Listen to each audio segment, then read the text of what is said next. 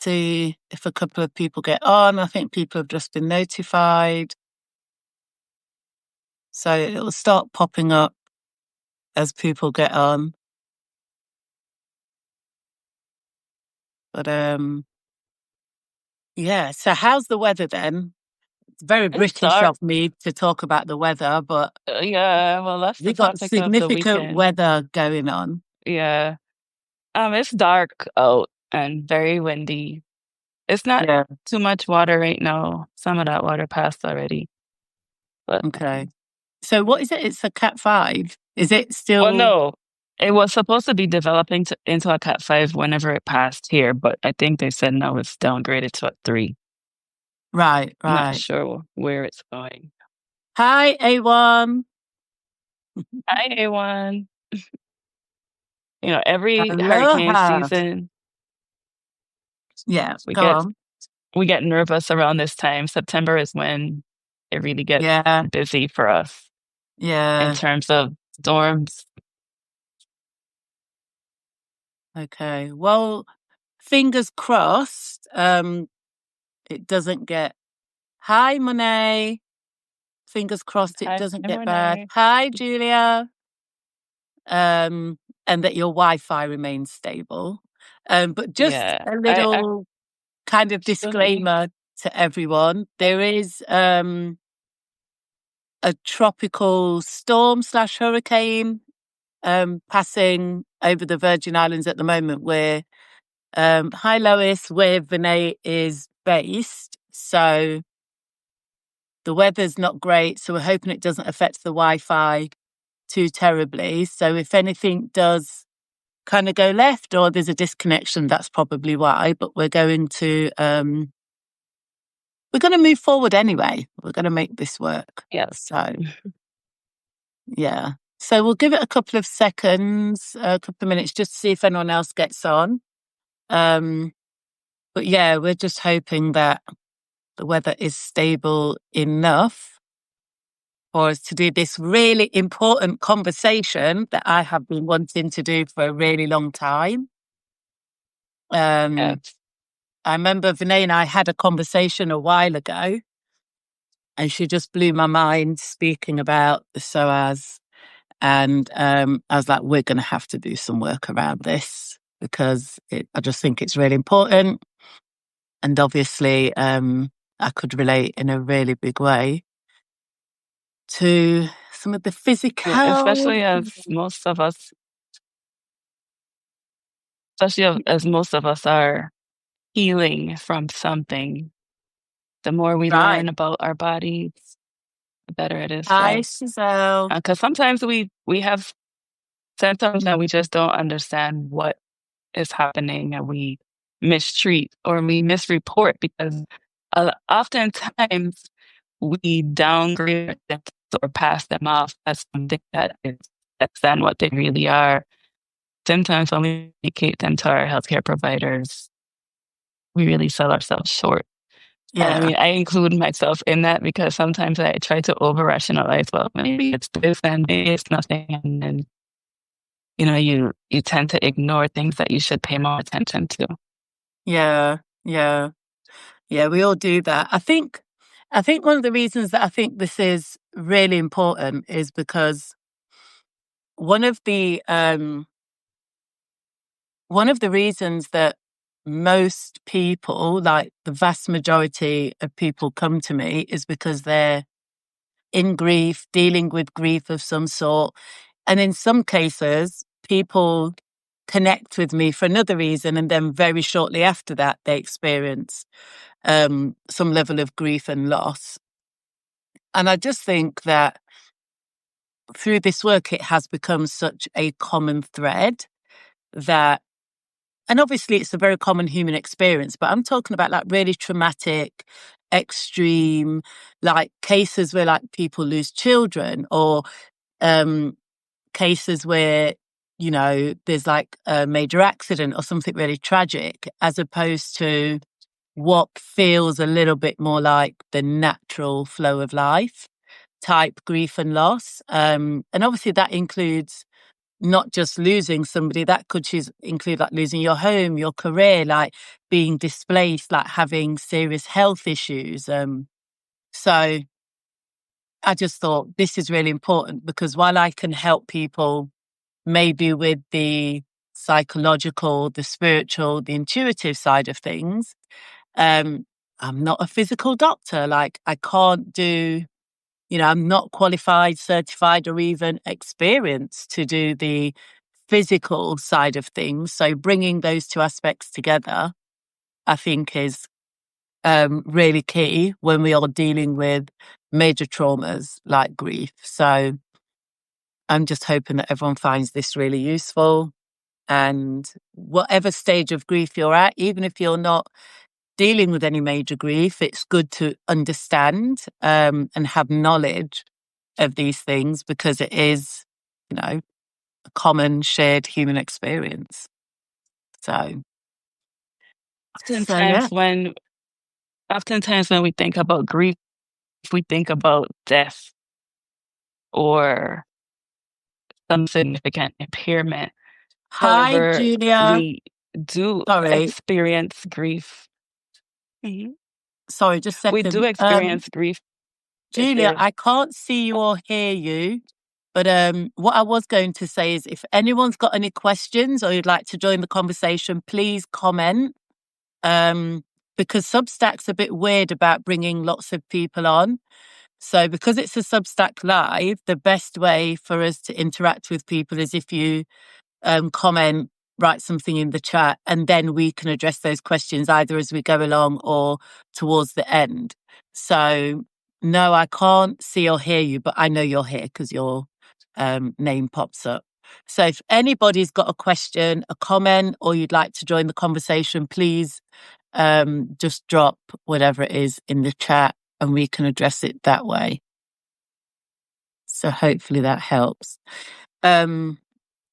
Okay, sorry, you were saying, Vinay, I didn't mean to interrupt yeah, you. sometimes it's a loss of freedom that you experience if there is something that incapacitates you, or the freedom of not being able to freely go to a place because of a disability, or because you were accompanied by someone significant to you each time you went to that place. So now your emotional ties to that place cause pain for you. So now you no longer go there. So there's so many ways to experience loss and grief, and we we need to look at it in a wider scope other than death. Definitely, 1000%, 1000%. Hi, Adrian. So I think let's get started. I am just like messaging Facebook. I'm just like letting people know we're live. Like, I know there are a few more people who might not realize I'd like to get a few more people on. But in the meantime, let's get started. Do you want to introduce yourself, Vinay, and give us like your origin story, how you got to where you are today, and a little bit about your background? Sure. Good day, everyone. My name is Vinay Williams. I am a doctor of physical therapy, and I reside right now in St. Croix in the U.S. Virgin Islands. I have been practicing as a therapist for about 25 years, and I did begin as a traditional physical therapist, just being focused on the physical structure, anatomy, the joints, bones, ligaments, the tissue, the brain, nerves, vessels. The physical portion of our body is what I would study as a physical therapy student, and what I perfected in terms of understanding my craft as a physical therapist. However, as I began working more with people, and I noticed the impact that their emotions had on their health and on their well-being, on their symptoms, and the breakthroughs that would happen when people were allowed to express themselves. And when a clinician is able to truly listen and engage and ask questions of that patient or client, then you get down to the real ailment oftentimes the ailment that is emotional supersedes the physical pain. And those two things can feed off each other. So pain feeds emotion and feeds pain. So realizing that and growing to become more skilled as a therapist, I began to intertwine the psychological and the emotional aspects of healing, as well as the energetic and spiritual aspects that really and truly were always part of healing in ancient times. But as we became more modern, the spirituality and energy became separated from healing and wellness and healthcare. So that involvement of energetic and frequency and emotional wellness became a part of the physical therapy practice gradually as I learned more from patients and as I continued to seek out alternative healing methods that I incorporate into my treatments as a physical therapist. Yeah. So I remember when we first met, which was like a few years ago now. One of the things that Yeah. really fascinated me, that I found really fascinating about you, was the fact that you were really immersed in the like Tesla bed, like frequency healing movement. And at that point, I think I'd only spoken to maybe about 3 people that were involved in that work. And I don't know if people fully understand what that is, like the frequency healing for the physical body. Do you want to just give us a little bit more detail on that and how you use that in your Sure. practice? Sure. So every cell, every tissue, every emotion carries a frequency. And Hmm. frequencies can be high frequencies, they can be low frequencies. And these frequencies are emitted with emotion, they're emitted with disease processes, they're emitted with well processes. So with the Tesla table, I have the ability to request that the module emits certain levels of frequency that are able to target tissues and cells on a molecular level, a cellular level that nothing else other than energy is able to um, integrate with the cellular matrix. And involving light healing as well, energetic healing through lights um, that correlates with the chakras that are within our system. And those lights correlate with the 7 main chakras. Of course, we have other chakras in our body, but the 7 main chakras are impacted with the light healing that is emitted from the Tesla wellness module as well. Now, Yeah. the device, I use it for emotional wellness, physical wellness, energetic wellness. So depending on what the client needs are, I set the module for different frequencies that would be appropriate for the symptoms or whatever they're working on at that time. Yeah. You see, I find that fascinating. I mean, if you follow my work, then you know that I'm obsessed with frequency and Mhm. vibration. And I just think the fact that we're now in a time where we can integrate energetic work with more traditional practices and then also like modern medicine, I just think we just need more and more of this. So that's one of the reasons that I was really fascinated with your work.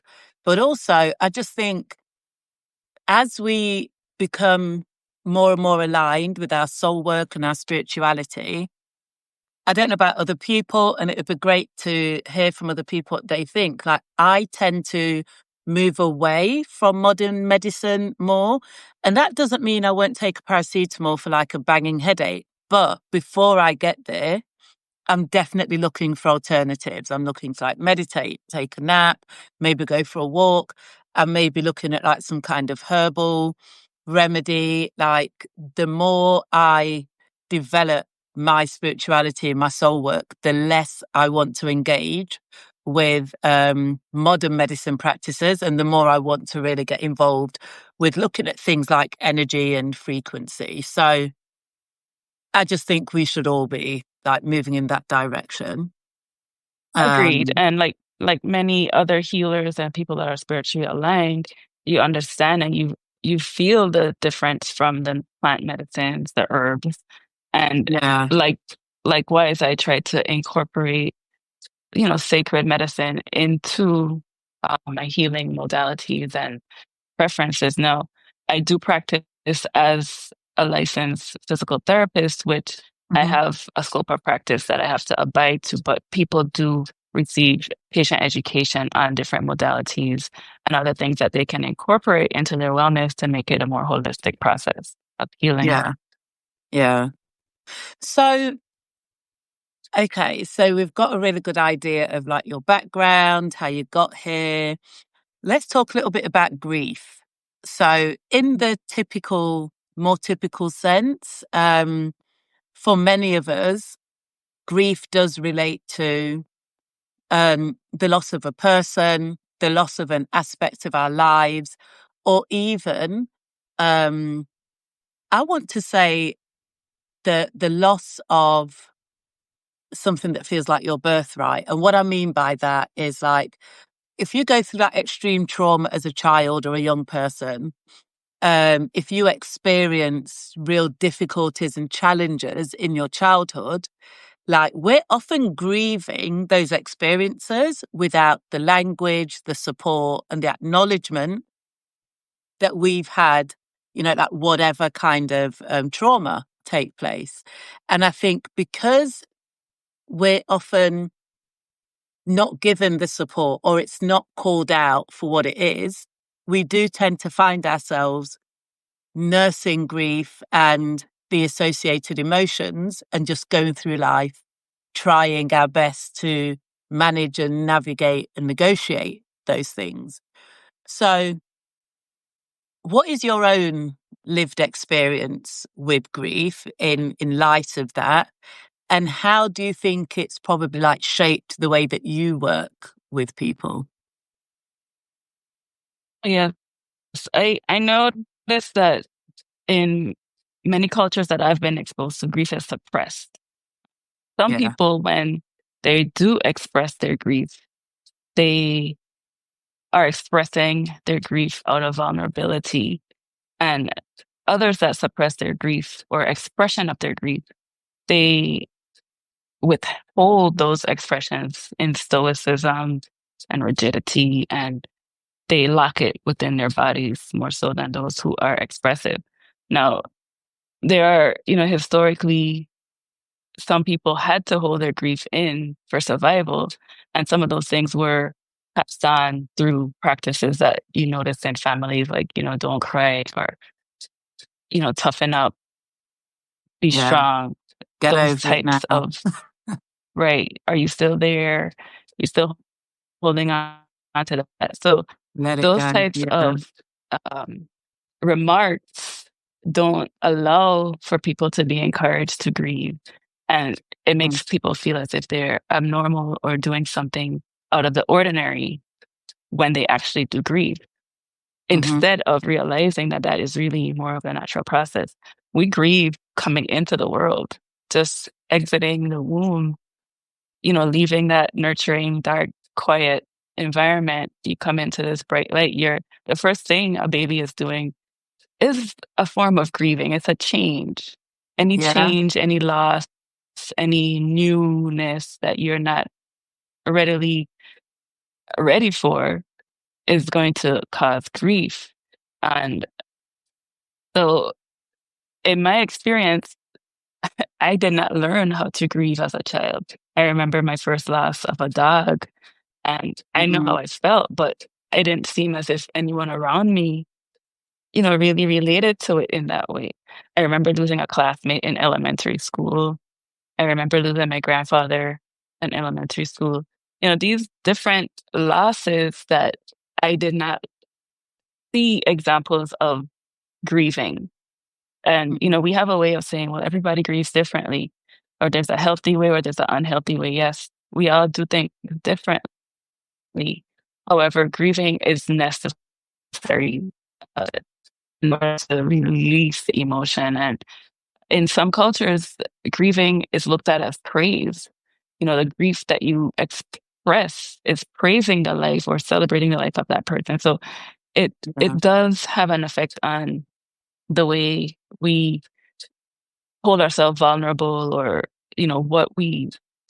what type of grace we allow ourselves as we're feeling emotions or as we're holding things within our body. And instead of releasing them, we're holding on to them and locking them in, falsifying Yeah. pain, restriction, and harming ourselves, causing diseases, mood disorders, different Yeah. things like that.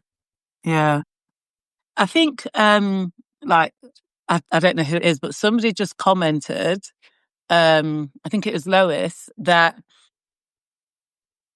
the way we, like deal with like grief and difficult emotions, that sometimes it's ingrained in childhood and that we do suppress, like, we're told to stop crying and that kind of thing. And I think, Right. do you know what? I just think that even that as an expression is because the people that are saying to us, okay, hush, stop crying, they themselves didn't know how to grieve effectively, Right. efficiently, or weren't given the space. But there are cultures in the world, like the Aboriginal culture, where they call it the sorry time, and they have a whole expansive ritual that involves a lot of And they physical respect you. movement, the singing, Yeah. the dancing, the wailing. And it's as if they completely understand that they have to express grief fully, like physically, emotionally, in every single way. I think it's called sorry time or sorry time, something like that. But even I remember when I studied grief in the traditional, like therapeutic way, there is a whole movement and a whole school of thought that it's actually a form of psychosis to want to connect with your loved one that has passed. So just imagine that if you come from a country that is rooted in like kind of like Christian beliefs or the European way of mourning, which is very English, which is very stoic, as you said, the whole thought process is that you like follow a routine, like you dress in black, you get up every day, you greet people, they tell you they're sorry for your loss, and you're very like well behaved and demure and you keep it all in, and you don't seek other ways of expressing grief, emotion, difficulty, and hardship. And so imagine generations of people being taught to suppress grief, to deal with it only in a certain way, rather than literally weeping, wailing, finding ways to celebrate whatever it is that you've lost and acknowledge it, and then figure out how to continue to express moving forward. I just think Right. that we have a bit of a responsibility as people that are awakened and awakening to really figure out how we decide that we should grieve, because grief isn't linear. Loss is a part of life, and we're never taught that. I don't remember being taught as a child that you will lose things that really matter to you, right? Here's how you deal with that. I was always taught, go after your goals, go after your dreams, do well, work hard, be successful. Nobody really sat me down, or I'm not aware of it, of like, you're going to lose people, you're going to lose things, you're going to not make it sometimes. These awful things are going to happen. This is how you're going to feel. Here's what you should do about that. And I just think it's so important that we introduce the language, practices, and just create space for people to, express those difficult emotions. Um, and I think just like through the many conversations that I've had with people, I'll often get on a call and people will be like, I don't want to cry. And my response is, well, if you're ever going to cry, now is the time to cry. Like, this It's is the the best time. place. Cry Yeah. with me. Like, I can hold you in your tears. Like, Mhm. please let it out. I don't care if you want to scream, shout, cry, whatever you need to do. This is a safe space. And I do think that we just have to make that as normal and as accepted as possible, Yeah. right? And it's definitely cultural because there are cultures where the grieving and the wailing is supported, is encouraged. And Yeah, if you don't do it, it's almost as if something is wrong with you. Then, right. here in Western culture, they want to medicate you if your child is murdered and you are sobbing. That is an expected reaction or response, Yeah. but they want to subdue that in order to keep you in the neutral of the facade. Yeah. And it does um, become a part of how we educate our children and how we deal with grief and how we don't deal with grief. So Yeah. the importance of that expression and finding the words, the language, even being able to name an emotion. Some people don't even encourage excitement. Like if someone gets excitement, oh, he's getting all excited. Like you're Calm not down. supposed to have joy. Yeah, and those are, extremes of the same expression of the same, dynamic, but Yeah. we we shun emotion in general a lot of the Hmm. times. And we as women, we shield that expression when that vulnerability is not safe, when you're not safe to be vulnerable, and you have to Hmm. shield and armor. So then you build up all these core stern resistance areas and they manifest as pain. Yeah. Yeah. I just want to kind of touch on the idea then that when we are holding powerful emotions, because I mean, grief is one emotion, but even in relation to grief, we're looking at things like anger, denial, betrayal, all of these, like, extreme sadness and despair, all of these emotions that do get trapped in the body. And I just think Mhm. that when we are unaware of the connection between the mind and the body and how, emotions may be triggered in the mind, but they are definitely alive and kicking in the body and holding different places, like naming them, locating them is really important.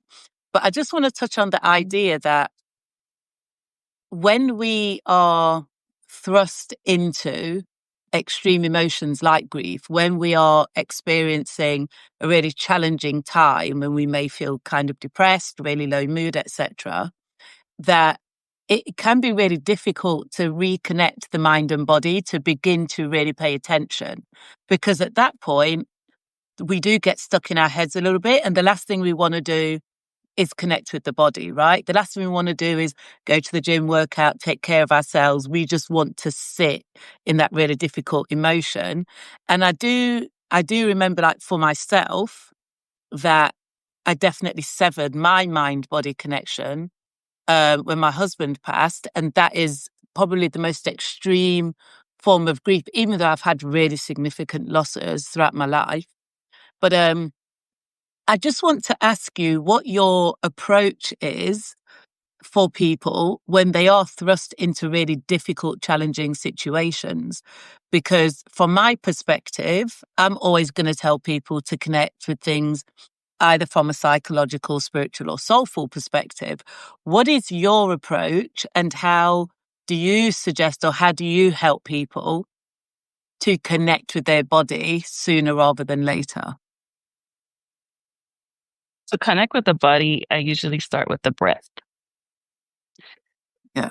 And that in itself is difficult for some people, just to Hmm. get a breath that's healthy inhalation, allowing the muscles of the throat, the neck, the chest, the abdomen to soften, to actually perfuse oxygen into the lungs and release the air or the breath completely. Because sometimes we focus on inhaling and sometimes people hold their breath on the exhalation Yeah. and that does not release that CO2. You have that balance of oxygen, carbon dioxide, nitric oxide in the body that we need to maintain, and that is regulated with our breath. So the Mm. breath, as well as just finding that safe space. Some people don't know what safety feels like in their body. Some people Yeah. have always been in a fight or flight state. So your nervous system is affected by your breath, your environment, your mind, the things that you experience. So, in focusing on the breath, it gives you control over that one thing. And that is probably the simplest thing that you yourself can control for yourself. That breath. Yeah. And that breath Yeah. is what I say, you know, you are alive and you're connected to the oneness once you have that breath. Hmm. That inhalation is Mm. important. And to the breath, feeling sensation of the air as it traverses through your nostrils, behind your throat, over your palate, down your chest, connecting to the breath, identifying the body parts somatically that are affected by inhalation and exhalation. So becoming connected with the mind and body through breath and where the breath travels is where it starts. Hmm. So effectively, you're describing, like, I know a lot of people are familiar with breath work now because it's really popular, but this is effectively an ancient mindfulness practice, right? So, It is. the idea that, because we're never taught how to breathe, right? And it's Correct. so fundamental, but I connect fully with the idea of like holding my breath for years. Like, I remember holding my breath at work. Like, I mean, you walk into the office and you're just like shallow breathing through life with all of the challenges and difficulties. And then when you lose somebody that is particularly close, you literally do stop breathing. I can't describe it. I mean, if you've lived through it, you get it, right? But it is literally the idea that you hold your breath. You almost don't want to breathe too hard because what does that mean? So it's almost like the idea of, if I take a really deep breath, I don't know what's going to happen. So I'd rather hold my breath in case something else terrible happens. I don't know if that's what it is, but it kind of feels like that. So what you're saying is like that really ancient mindful practice of being with the breath, noticing the breath, following the breath in whatever way you can just to get started. Like, you don't have to be Right. a mindfulness expert, is a way of just like checking in with the body and just being like, yeah, I still have a body. I'm still here and I'm still Yeah. connected. Yes. So tell And me more about how breathing is directly, literally connected to grief. well, when you experience grief or any trauma that affects the nervous system with the emotion of negativity, your body tends to curl into that forward position that we had as fetuses. So that fetal position where you're curled is affected by the psoas. The psoas is the muscle that curls us forward or lifts our hip up towards our waist, lifts our thighs up towards our waist. So it bends us. Right. That muscle connects our upper body to our thigh. So once we are in grief or pain or emotion and we do this and our nervous system is activated, that muscle then coils and it tightens so it keeps us crunched forward. When that Right. happens, the diaphragm is the muscle, the psoas pierces through the diaphragm. So when the psoas is tight and you're not taking an inhalation and exhalation, the diaphragm is not pumping up and down. So that in turn causes additional tension in the psoas. Those tissues also have a Right. relationship to your jaw. So if you're not expressive, communicating, crying, oratoring your pain in some way, all these tension lines become more constricted. And that further facilitates that curling forward, that tension in the body, that forward head, those rounded shoulders. Um, you have grief responses, you have trauma responses, and they both affect the body significantly in the posturing because of the dynamic of the tension, the pulleys, the tensegrity in the body. And um, I think I actually forgot your original question in trying to explain all this. So, what was the So question? the original question is, how does grief, how is grief associated with the breath? But I think you've just With the explained it, breath, right? right? Because Yeah, right, right. it's the So, connection of the whole when you shorten the system. breath, right, and the fascia, we have fascia throughout our body. So, when your breath is shortened, you're not expanding and shortening in your lungs, your tissue, it's not being oxygenating. There's not excursion in the fascia. So everything is starting to crunch and tighten. Yeah. So, you And, develop and what those physical implications. and what can that lead to in the long term then? Like, so let's say somebody's holding their breath, like they've not dealt with grief or major trauma for, like, say, 5+ years. I'm not saying this will happen Mhm. to people, but what have you seen that this results in for people? Where can that lead to physically? I've seen it manifest as chronic back pain, constipation, um, dentition becoming affected because of grinding or clenching because of the connection between the jaw and the Yeah, psoas. When yeah, you have a stress response, um, I've seen people that have very surface emotion. So everything can become the biggest event until they start to release and they notice it. They notice the change because it's so profound. yeah, There's so many things. Some people have a limp because the psoas is tight. They might demonstrate a shorter leg on one side, but because it's so tight, it's actually hiking the hip up. Um, wow, you can right, have neck pain because of the tight psoas, because of how you're sitting. It throws your posture off. Um, yeah, there's sexual dysfunction that comes because of psoas, and there's so many aspects of it that can occur, not just physical but also energetic because of how it affects the chakras, the root chakra, the sacral chakra. Some people become uh, asexual or uninterested because of their symptoms, or because yeah, they have pain, they're not willing to accept the pain or acknowledge the pain that needs to be dealt wow, with.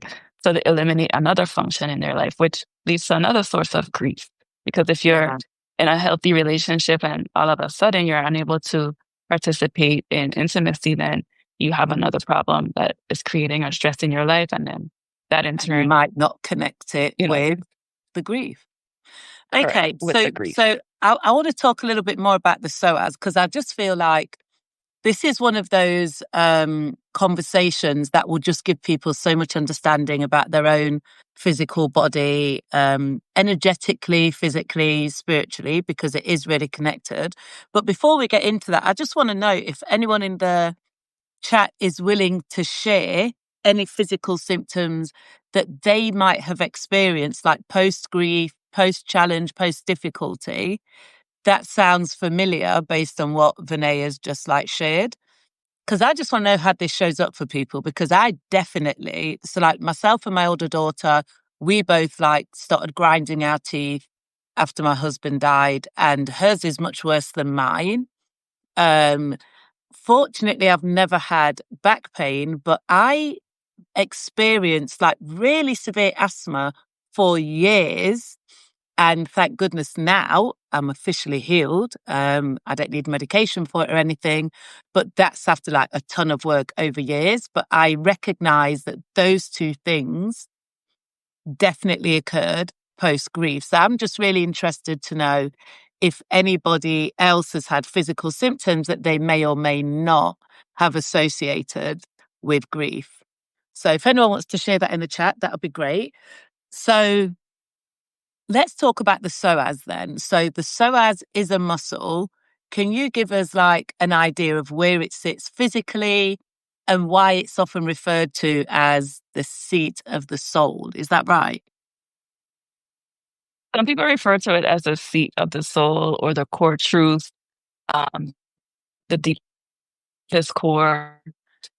So it connects to the low back bones. I'm going to try to keep this as layperson terms as possible. So the vertebrae are bones. The psoas connects to the vertebrae in your mid and low back. So you can feel pain in your mid and low back due So to the before psoas, we but get you can into that, also have growth. So just before we get into that, so there are two psoas muscles, one on the left, one on the right, and they run vertical. Is Correct. that right? That is correct. Right. So they run So vertical there's one on the down. left that connects from the low back to the through the bowl of the pelvis and then attaches to the inside of the thigh bone. Right. So it's So from very the lower long. back You have one down on to each the side. thigh. Okay. Okay. Right. Just so that So it everyone has to go can visualize that. through the pelvic bowl and attaches to the thigh. So you might feel it as groin pain, you might feel it as hip pain, you might feel it as pain in your lower belly. Right. Some people say Right. it feels like their waist is hurting or their waist is tight. Yeah. Or it can be back pain that is on the side of the psoas restrictions or hip pain. Right. Some people And feel a sense of fullness. okay. And I was going to say, so because of where the psoas muscles are located physically, they correlate to the root chakra and the sacral chakra. Um, and also, I think you told me that they are the same tissue as is it the inside of the mouth? They generate, so in development and fetal development, they come off of the same tissue. The Right, jaw and the pelvis, the psoas, the hip area, they come off right. of the same So that's tissue. why The we can neural tube experience the development, same. Yeah, correct. The symptoms, the fascial lines are connected. So, right, that goes back to the fascial restrictions and why something that very far away can affect something else. right, So yeah, right.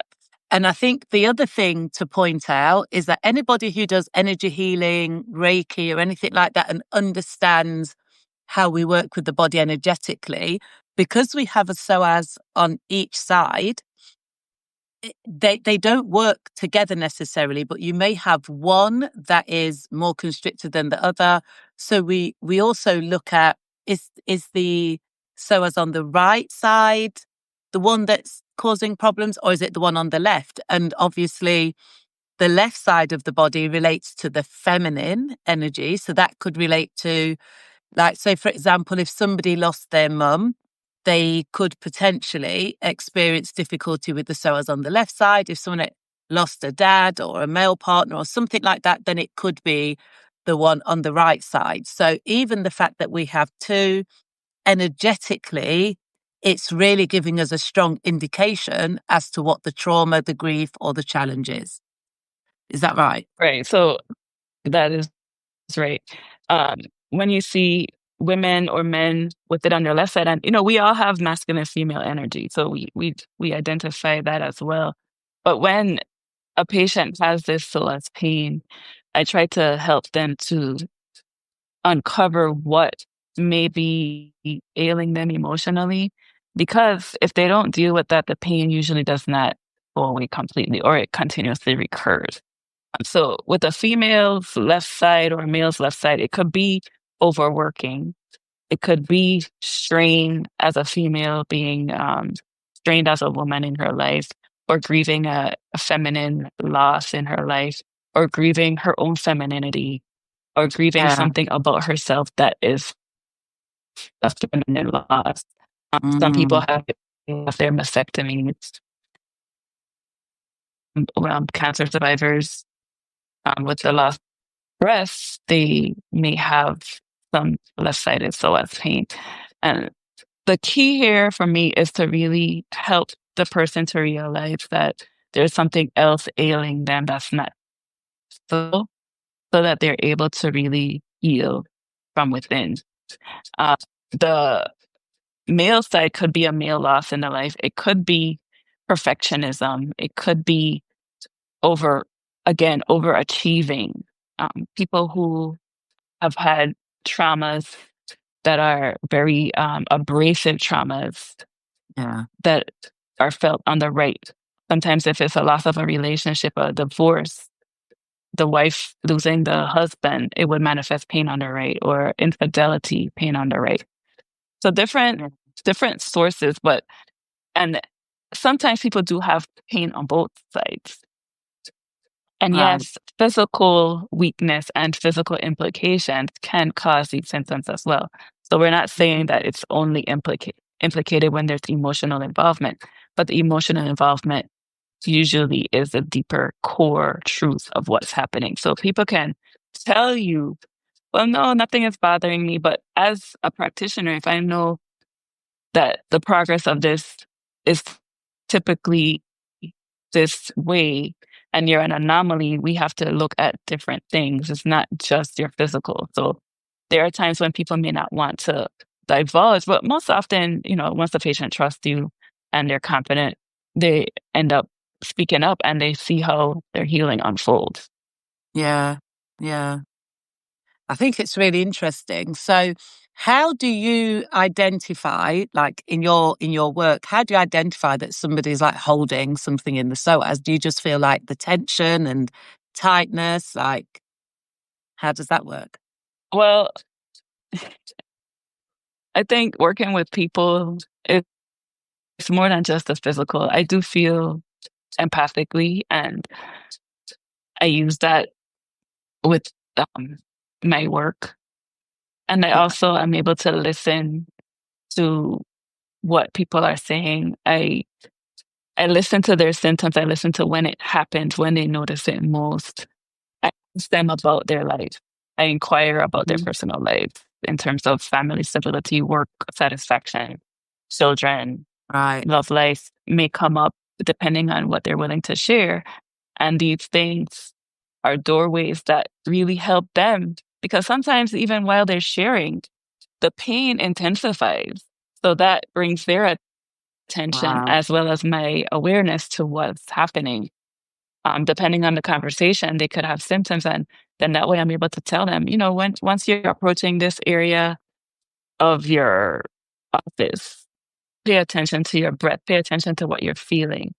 Because I try to get again that mind body connection. Because unless that person comes to a safety within them or comfort within themselves, where their guards are suppressed more than their Mhm. emotions are suppressed, their psoas will stay tight because it's Right. guarding, it's just holding you.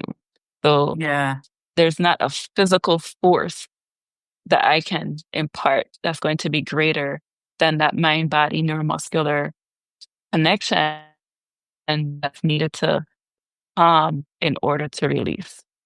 Yeah.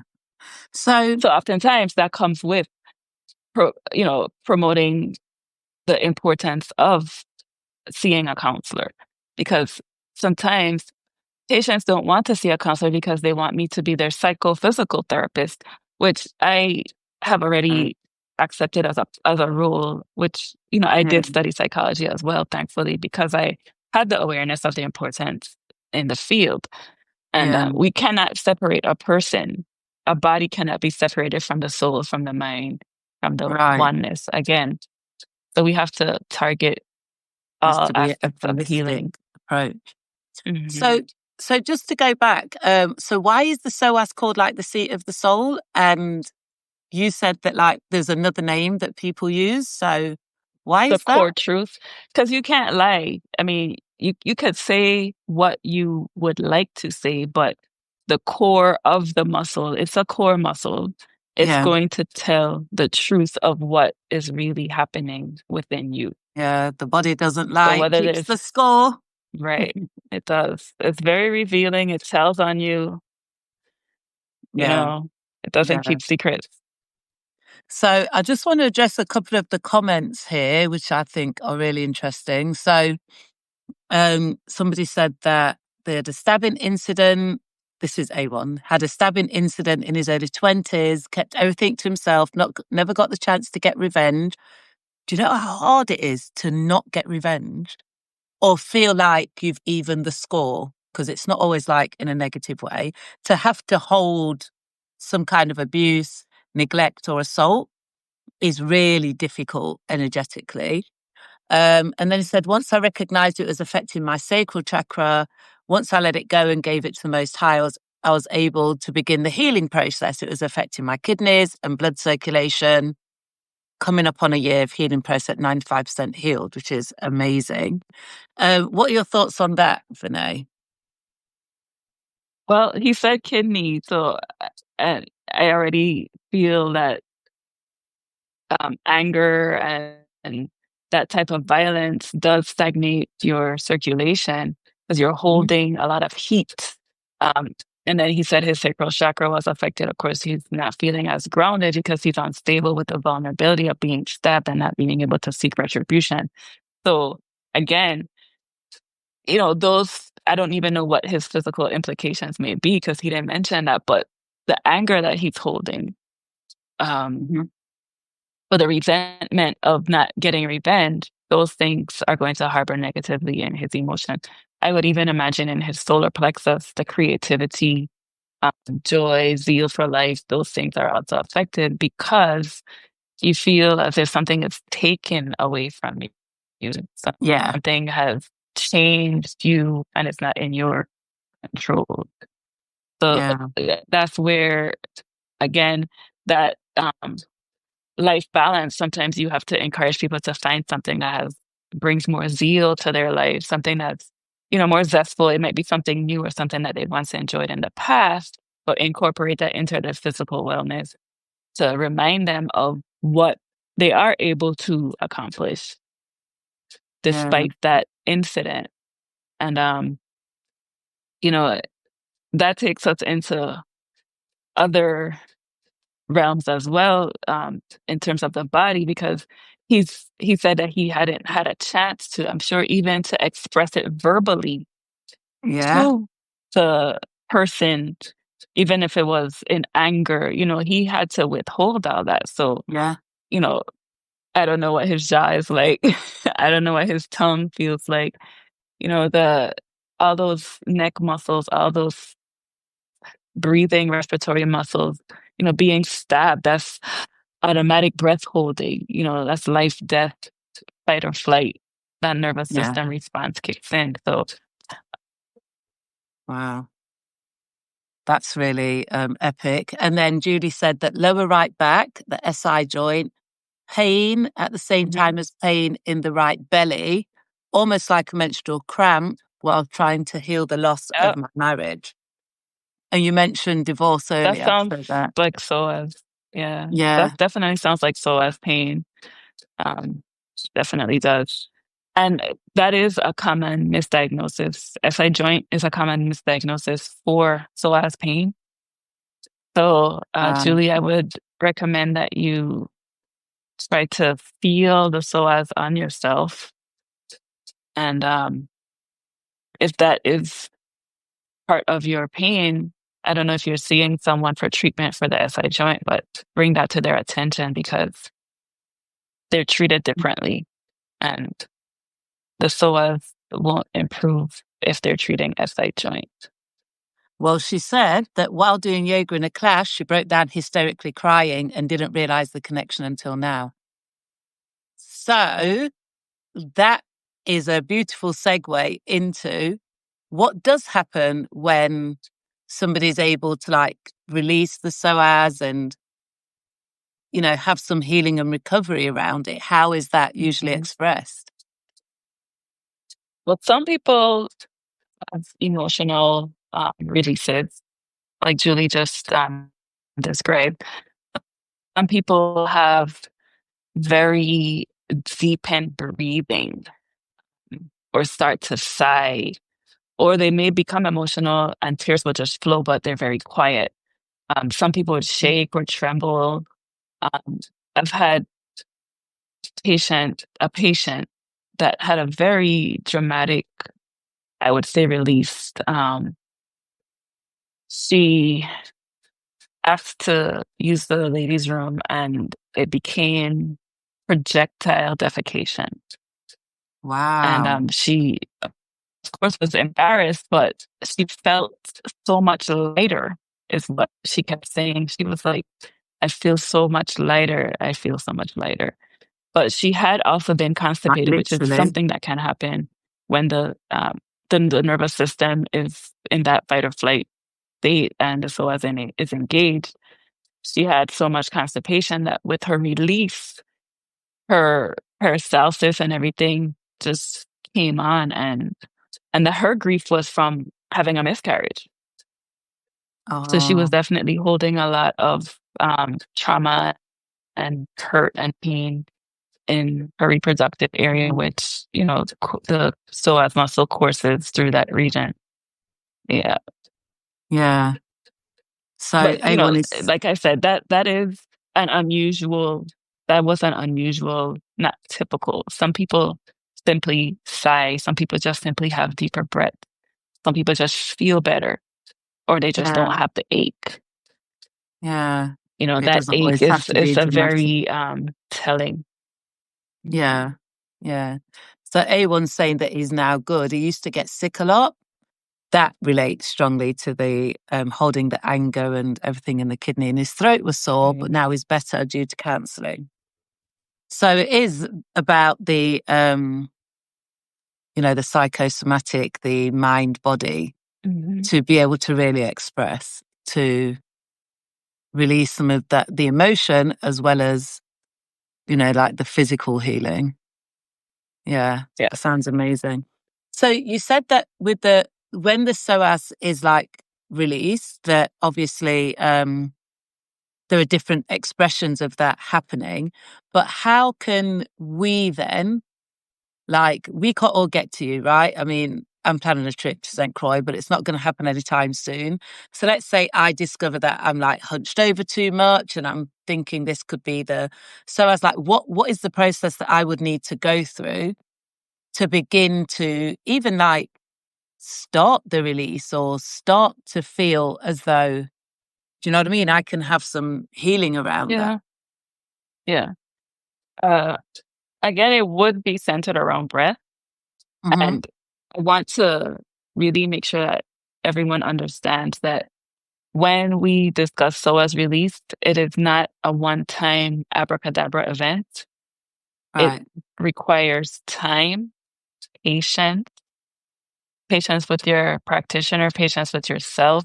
Sometimes you feel better, and sometimes you revert to pain. And the psoas is a very long muscle, so there are different areas along that muscle that would need to be addressed. And again, you have them on Mm. both sides. You have to work from the front sometimes, you have to work from the side and from the back. Sometimes you have to do Wow. internal pelvic floor work. So please be, expansive with your patients when healing Mm. and addressing the psoas. The question you asked me, okay. Yeah, so I would recommend, if the person has a chair that there's a firm back support and their feet are able to be firmly planted, knees bent, feet on the floor, back supported. And again, going through a breathing exercise that would be directed towards inhaling and imagery of the breath going towards the pelvic floor and releasing. So you would want to imagine that there is, um, let's use steam. There's steam coming from your hips. As you inhale, you warm the steam in your pelvic bowl and your hips. And as you exhale, the steam exits through your nostrils and you return the air again to your pelvis with each breath. So focusing on the breath is very difficult for some people. This is why your muscles need to be very relaxed. You have to be supported, because if you're focusing on supporting your body and breathing, you won't be relaxed enough to get a full breath in. Focusing on feeling what your pelvic floor is doing. Sometimes when we sit, we're engaging our pelvic floor. So we feel as if we're holding ourselves together. Try to feel yourself soften and melt onto the chair, onto the surface. Now, that's for people who are sitting with the breath. There are other people who are able to get onto the floor. If you're able to get onto the floor and then elevate your feet onto a couch or a chair where your hips and your knees are bent at 90 degrees. So your body looks like you're on your back, your hips are bent, and then your knees are bent. So you're like, this is your head, your legs, and then your feet are here. Yeah. And go through the same breathing process. That puts your psoas, your hips, your low back in a resting position, and it allows gravity to pull on your hip thumb. So it just softens you rest. It's just a resting. Mm-hmm. We start with resting, we start with breathing, no force, only in areas of tolerance. Because if you force and you go into pain, what's going to happen is you're going to tighten up again because the Mm. nervous system is already engaged. So you want to soften it. You want it to trust that what you're going to do is allowing it to release gently, that you're not going to force it into submission. You're going to allow it to melt. So Mm-hmm. working with your nervous system is very key Yeah. to releasing the psoas. So that's why, again, the breath is important. Mm-hmm. Yeah. So effectively, this is like a practice that somebody could do like daily, or what would you like recommend? Would recommend daily Yeah. breathing practice daily. If you can do it twice a day, build up to Mm-hmm. twice a day. And if there are times where you know that you're likely to become stressed, like if maybe you're going into a meeting or you have to give a presentation or you have Mm-hmm. to get in traffic or catch a flight, that's when you need to be more intentional about preparing your nervous system. So Yeah. when we prepare our nervous system, then it becomes less reactive. We're already engaging ourselves to say, okay, we have to prep for this. It's that self talk, that preparation. We have to prep for this. This is where we're going. Give yourself time to do the things that you need to do in order to prepare. Of course, Mm-hmm. rushing makes us frantic and tenses us up as well. Yeah. Yeah. So, And it- communication. A lot of the a lot of the pain, communication problem so what do you mean by that? that need to be addressed. A lot of pain that can be released, Yeah. um, that we try to manage on our own. If we're able to communicate about the pain, we start unraveling the armor so we can melt the symptoms of the pain. Right. So that communication, even if it's with a stranger that is a paid professional, sometimes we use our friends and family, but we do need to seek professional assistance sometimes because what's Yeah. in the body weighs heavily on the mind, Yeah. or comes heavily from what's weighing on the mind. Yeah.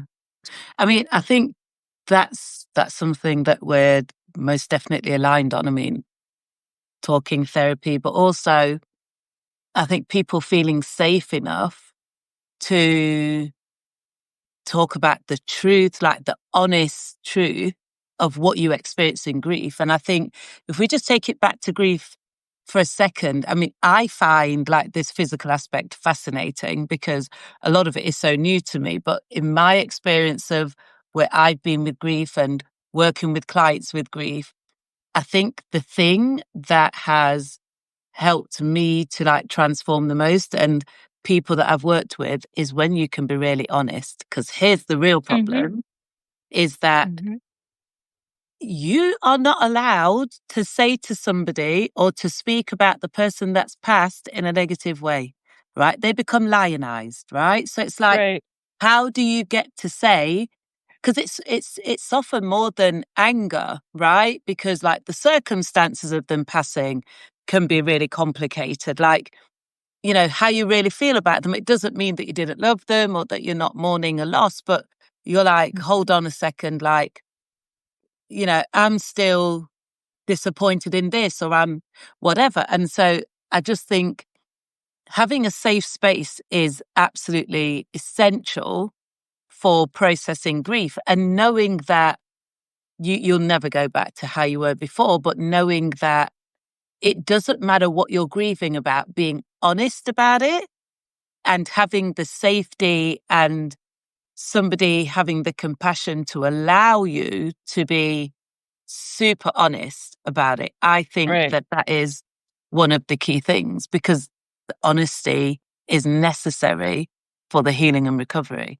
So I would put Yeah. safety as like paramount Hmm. in all of We need this. we need that space, that safe space. We need someone to hold that space for us, Yeah, because grieving alone sometimes is what people have to do, and sometimes that's not enough. Sometimes people do need a witness to experience that with them, to hold that space, to receive the praise that you had for that person that you've now yeah, lost, or that loss that you had, whatever it is, to yeah, again communicate that, and to transmute that into love versus pain by right. communicating about it.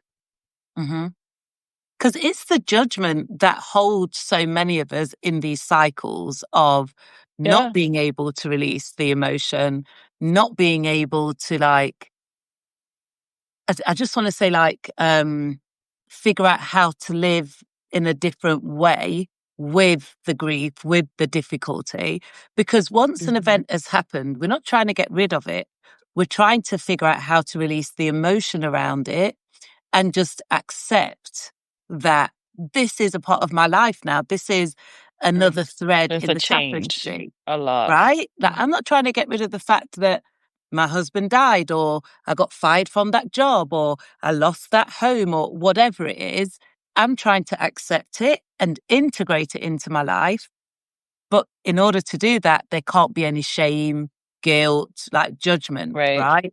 So I just think, yeah, grief is often wrapped in all of these other negative emotions, right? Which Hmm. is why we stay Yeah. angry and why Pride. we hide and we suppress and isolate and all these Hmm. other things, because it isn't safe to say, do you know what? Yeah. I got fired, but thank God I hated that job anyway. I was trying to get a new career, right? Or like, I Yeah. lost the house, but do you know what? The taxes on the land were killing me.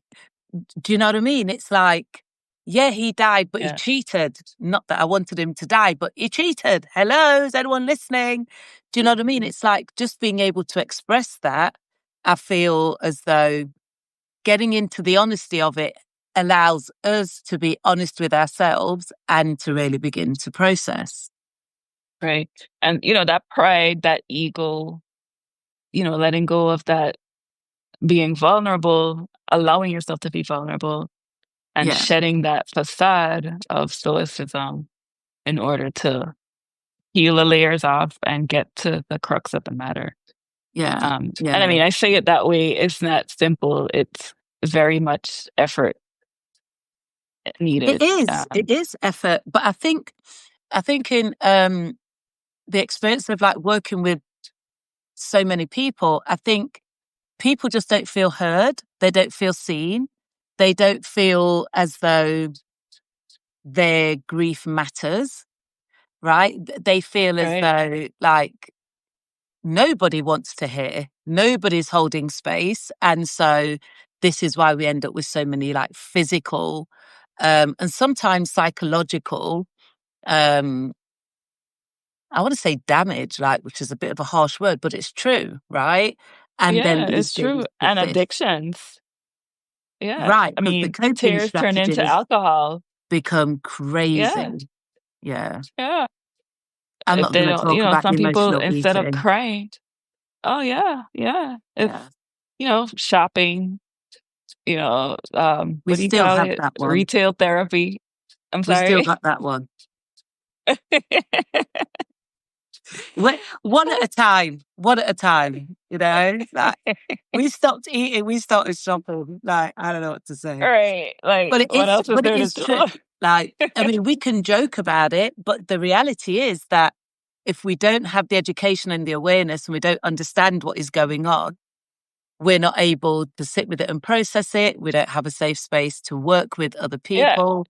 And yeah, it does become, something unhealthy often as a right. coping mechanism. Yeah, and the coping mechanisms that we pass on, that we teach others, the children, whoever. Well, So, unfortunately, we live in a world where there's like easy routes into all of them, right? It's really easy to gamble. It's really easy to smoke, to mhm, drink, to go to places yeah, and develop habits that are just really delaying the recovery. So I just want to right. say that Adrian said that she had both shoulder pains because everything fell on her shoulders. Um, Mhm, that is definitely like the whole tension, the gripping, like yes. connecting with the neck, the jaw, that whole Uh-huh. thing. I have a female patient. She says, "I feel hulky today." Same thing, she feels like Yeah, Hulk. yeah, So yeah, definitely. And that would transmit into sometimes bringing in the airs, because when these muscles get tight, you end up with tinnitus sometimes. And the ear doctor is telling you this and that, and all the time it's these muscles you're clenching, you have this tension, it's pulling on the yeah, fascia. The fascia is connected internally, and there you are. You have some, diminished hearing, bringing in the ears, or fullness in the ears. You're clenching, your jaw, your bite is uneven. So, yeah, it's a sequela of things that can come from that. And again, it started with emotion. yeah, yeah. So everyone's saying Sleeping that a could lot of also be affected people, by that. yeah. So everyone's saying that a lot of people have a hard time accepting the change. And I mean, the stats say 90%, I would say it's higher than that, of people would rather die than change. And so when a change is impressed upon you, when you didn't even have to be the one that made the change, Right. right? So No control. oftentimes, yeah, oftentimes when we grieve, we are the recipient of something or somebody else making a decision or Hmm. something happening to them. Then we're thrown into this turmoil because now we're in this really, usually quite a dark place. We're having an underworld experience, like we're having this descent and we're forced into change. And that in itself is a trauma. So now we've got Hmm. trauma on top of trauma, wound on top of wounding. And how are we supposed to even begin the process of dealing with that? Because if we're kind of preparing for somebody to pass, it's a little bit different than the tragic accident out of the blue, like they've gone. Murder. Right. Right, murder, car accidents, like heart attacks, and these really Hmm. sudden, unexpected ways. But then, even if we think about, natural events, right? There's tsunami, volcanoes, like these big disasters that happen, like things like Twin Towers and things like that. And people are just like shaken to their core. So much of their life Hmm. is changed. What then happens, right? We're now in these situations where we're forced to, at some point, figure out how to address what is Right. really going And, on. and what happens in some of those situations is where, you know, the survivors, their trauma is so diminished because they're like, oh, thank God you survived. Oh, you're okay. You lived. Not knowing that, or not empathizing that they're alive. And yes, they have to deal with the trauma of being there, but they have to also deal with the trauma that they're alive. And that in itself has a different psychological implication for people who are survivors of any trauma. And that pain, again, shows up differently because you have Yeah, the old traumas and you have the new traumas that, they kind of surface differently, but of mm, course, compound each other. yeah, yeah. Okay, so let's lift the energy just a little bit and let's just talk about, okay, so there's ways to release the psoas. We know that talking therapy is really useful. Is there anything else that you would suggest as far as like the body that we can be doing? And I'm going to give you a little bit of like insight as to why I asked this, that we can be doing that helps us to maybe like guard against some of this trauma, wounding, and like difficult emotion that can be trapped in the body. Because sometimes, I think once you've been through something that's quite extreme, once you kind of like get your head above water a little bit, you're now so aware of how life can hit that it's almost like you want to have some money in the bank, so to speak, to guard against the next big event, right? Because now we know the innocence of life is gone. We know that things can hit you like, like a truck, and then you go down. God, these are really bad analogies because people die like that. But anyway, like we know what it feels like now to like collapse emotionally, to not be in our strength. And we work really hard to try and get our head above water. But now we know that anything can happen at any time. Is there anything that we can do to kind of guard against that and to maybe prepare ourselves so that when things hit, it maybe isn't as hard, or that we can get into recovery a lot sooner? Always preach prevention. Anything physical wellness in terms of strength, flexibility, just mobility on a whole Hmm. prepares you for when something happens. Because it's not usually if something is going to happen, it's when. We don't know Right. when it's going to happen or what it's going to be. But if we are doing things that maintain our health physically and mentally, emotionally, and with the physical and emotional balance, sometimes it's more softening than increasing our strength. Sometimes it's that rigidity that's preventing the tensegrity that our body would have, a bracing instead of being soft and allowing the movement, the changes to happen with grace. Hmm. And um, that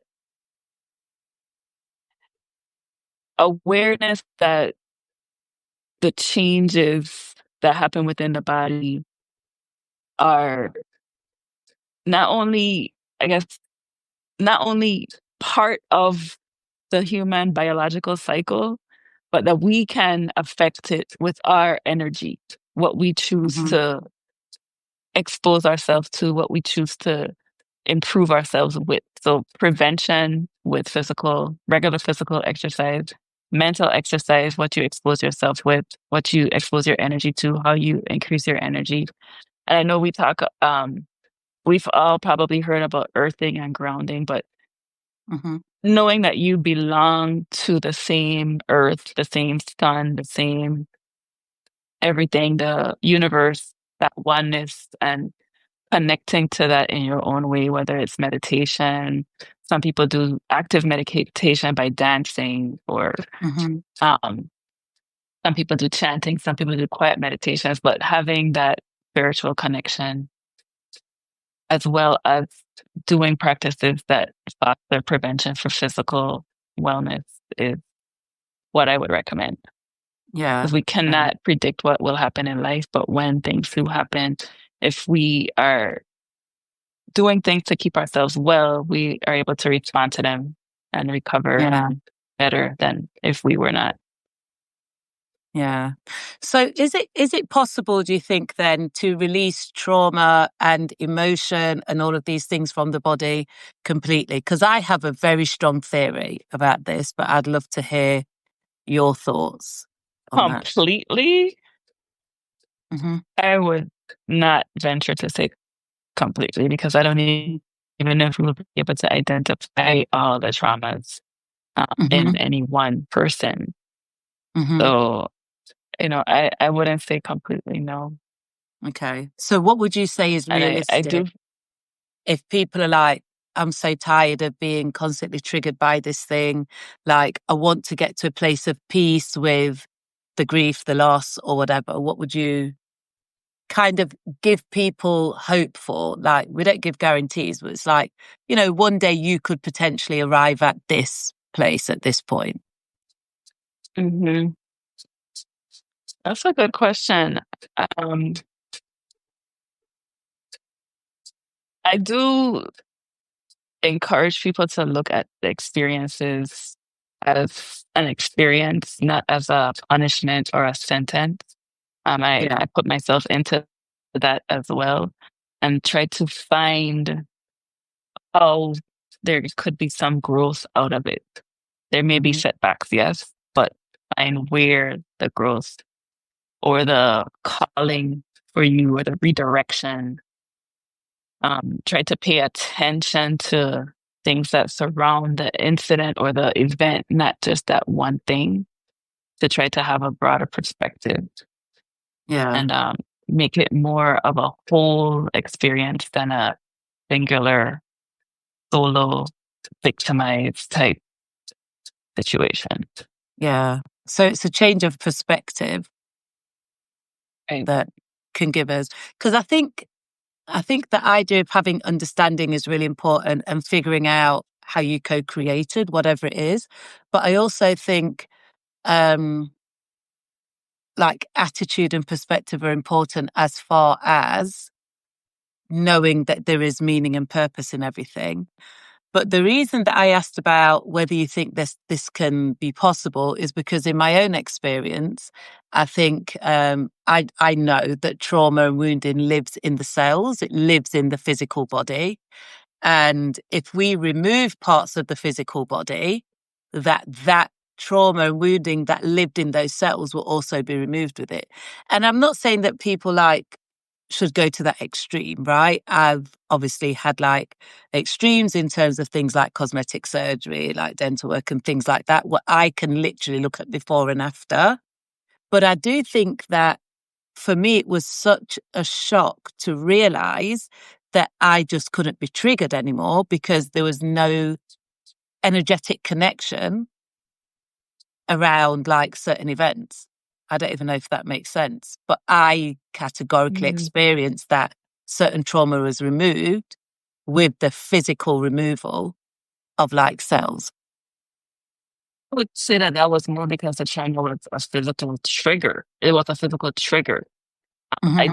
Do not believe that energy is lost when tissue is removed, even if an organ is removed, Yeah, because you like can't destroy energy. in a case of, right. But I Mhm. do believe that it is stored elsewhere. And because you were intentional about removing it, you Mhm. remove the physical triggers and you accept it because your mindset, you already had that perception that I am ridding myself of this. So I do believe Mhm. energetically your frequency was there to release that Mm. negative trigger that was energetic or and emotional from the physical tissue that was removed. I do not Right. believe that it was merely because the tissue was removed. So it's the holistic, again, we're holistic, right? It's Correct. the whole process because it is a lot of work. It's like Mhm. years and years of processing, making peace, accepting, Mhm. deciding, like all of And those you were things. prepared. You had to go through a Yeah. process to know, okay, it wasn't like a sudden emergent surgery, it was planned. So Yeah. you had that processing happening leading Yeah. up to the procedure. Yeah. So it's a lot of work. It's really intense, but it is possible to maybe like reduce like trauma and wounding Yes. Yes. to a Yes. maybe a manageable level. Maybe that is more, I don't Yes. know. With the psychotherapy, the coping mechanisms as well, and reframing. So sometimes we do have to reframe what Mhm. it is we experience because our view of what we experience sometimes is our own trauma being created in that perception of it. So sometimes reframing it does help to relinquish or to let go of the sensations or that emotion that will come with it. Yeah, yeah. I think the coping mechanisms is really key, and making decisions around ongoing recovery. So, for example, we're all going to have days where we eat things that, like high in sugar or something that we really know we shouldn't, but how you recover from that or what you do in the following days is going to help you Right. to like not get caught up in a spiral, right? So having awareness. understanding what creates like Hmm. negative Right. energy And problems in knowing the your future. body, knowing, okay, if I eat this, and not being like compulsive about it, just having balance. Yeah, yeah, So you're not creating a stress trigger by like, oh, I ate this, so now I'm gonna have to do 10 laps more. No, you have balance because your yeah, body is going to also recognize that. Your brain signals your body, whether yeah, you're going to accept this food as a passing treat today or you're going to store it. No, we have to retrain everything in our body when we're changing our bodies. That's, yeah. like body transformations are also very emotional, psychological. It's not Of course. physical. By and large, Yeah, is, you know, the physical is just one aspect of body transformation. yeah, yeah. So there is a question that I have around like body mapping, like doing body scans and that sort of thing. And I think not just because I think that everybody should be self-healing, I genuinely believe that people should seek out the right professional therapist, person that can help them. I just know that we can only go so far on our own. But Right. I just have like, I know that for me, just because I'm a mindfulness practitioner, like body scans are really important. But so what are your thoughts on like body scanning, body mapping, kind of like allocating where we are feeling discomfort, tension, etc.? How can people like practice that on their own? And what are your thoughts on that? Yes, practicing it on your own, I value that because you Hmm. cannot really interoception, feeling inside yourself, feeling what your body feels like is not something most people can really articulate or come in contact with on a identification level. So becoming in tune with that is where that the value with that is. And then sometimes when people become more in tune with that interoception, they're able to even identify triggers that they didn't realize they Yeah, had. So they yeah, might get like a sensation of something 10 minutes before the actual trigger, but their brain already knew that this was coming. So now they have the awareness like, oh, when I feel that, I need to X, Y, or Z. right, right. So body mapping does help significantly with that. Hmm. Um, then there's some people who have loss of sensation. So their sensation might be dull or even heightened sensation in one part, whether it's the left or the right. So in the mind, connecting those two left and right sensations and being able to identify when something is hyper or hypo stimulated in your body. All those Mm, things are very helpful to get our brain to map our body and then help us to be able to identify where we can relax those parts of our body yeah, because now we can feel them, we can separate them, we can identify, okay, when I release my shoulder, when I put my shoulder down, all of a sudden my neck softens. Some people, they carry everything in a block. They're very compartmentalized. So the body mapping, body scanning, again, goes along with the breath work to identify yourself, get to know your body. Many people do not know their body. yeah, yeah. And know how it should feel or how it could feel, or Right. that's They don't something know what their shifted because normal it's, is. yeah, So because if you it's don't know often what your normal subtle is, as well. It's not hmm always like a banging or a sharp pain. It can be quite a subtle tightening and tension. right. Yeah, Yeah. yeah, And then some people ignore pain. They disregard it again. That cultural reason, oh, it's just a little thing. Oh, don't worry about it. And they continue going with it and then it creates another problem. So um the body mapping is very profound and it does have effects on the brain and your ability to isolate your body parts and to subdue pain in those areas. yeah, yeah. So I just want to say that we're coming up to Virgo season, and I will be sharing a post on this very soon, maybe in the next day or two. And the reason I mentioned that is that in astrology, because, my second language is astrology, we're always going to come back to astrology. But in astrology, Virgo rules the sixth house, and the sixth house is where we deal with our health, the way we view health. Virgo rules the mind body connection.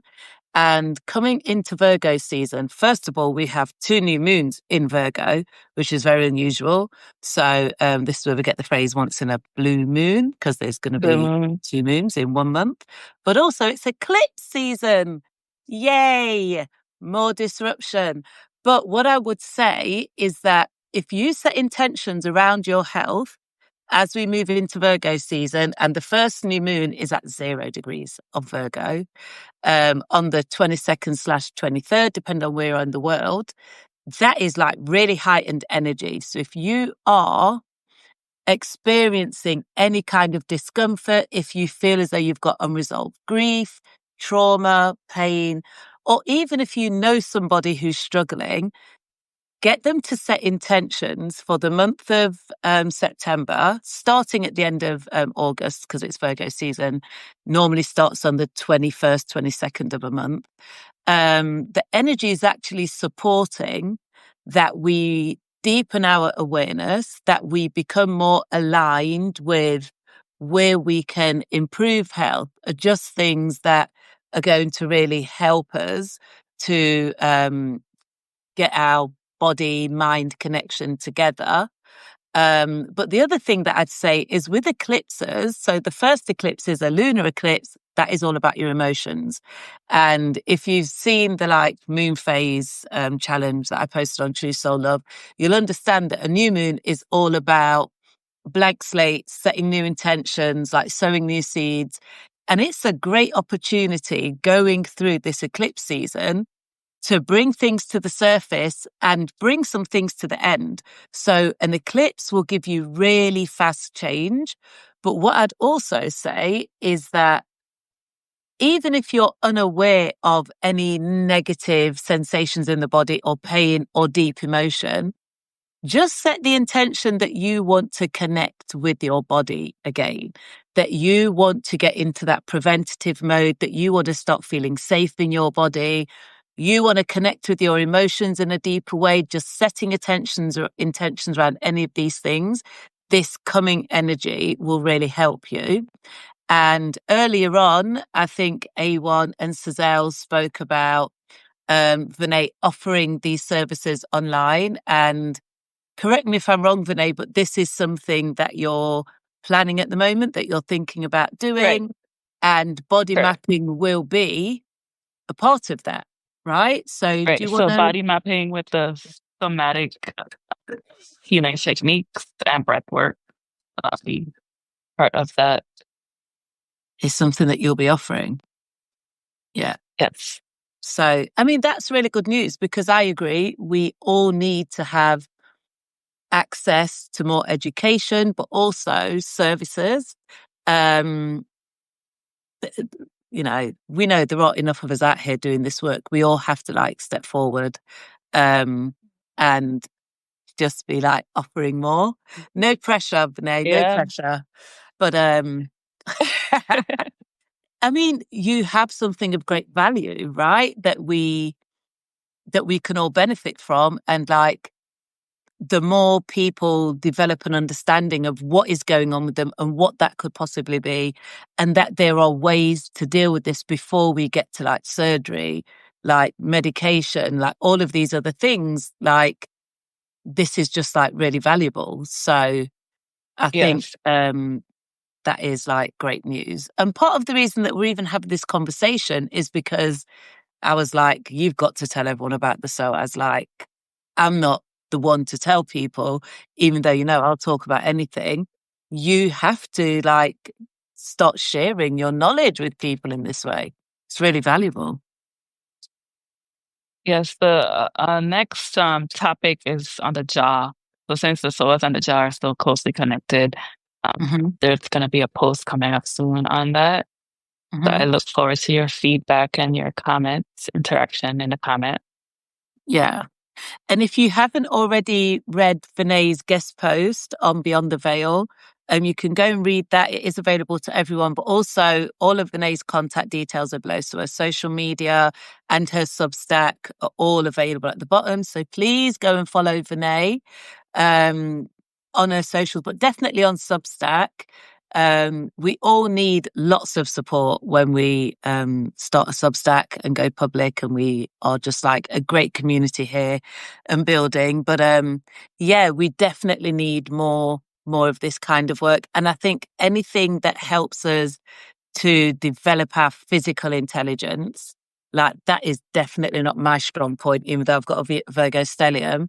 But anything that helps us to deepen the connection with the body and understand the connection between emotions, thoughts, whatever's happening in life and how the body holds on to that, I think is just vital information.